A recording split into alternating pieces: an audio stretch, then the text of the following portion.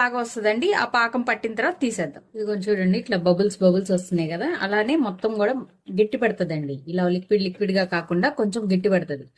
గట్టి పడిన తర్వాత తీసుకోవాలండి. అప్పటిదాకా ఉడకబెట్టుకోవాల్సిందే. ఇదిగోండి, ఇప్పుడు ఇట్లా 4 ఇలాచీలు దంచుకున్నాను, ఇట్లా వేసేసుకుందామండి. వేసుకుని ఒకసారి కలిపుకుందామండి మొత్తం కూడా. కొంచెం నెయ్యి వేసుకుందాం. మనం ఇందాక ఆల్రెడీ జీడిపప్పు కిస్మిస్ వేయించుకున్నాం కదండి, అవి వేసేస్తున్నాను.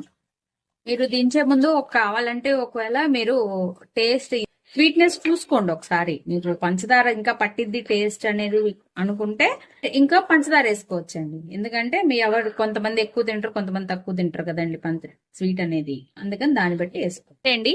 సొరకాయలు అయిపోయింది. ఇప్పుడు మొత్తం కూడా మనం ఒక బౌల్లోకి తీసుకుందాం.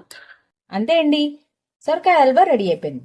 ఈ వీడియో కనుక మీకు నచ్చినట్టయితే ప్లీజ్ లైక్ చేసి, షేర్ చేసి, సబ్స్క్రైబ్ చేసుకోండి. Thank you for watching Sravya's recipes.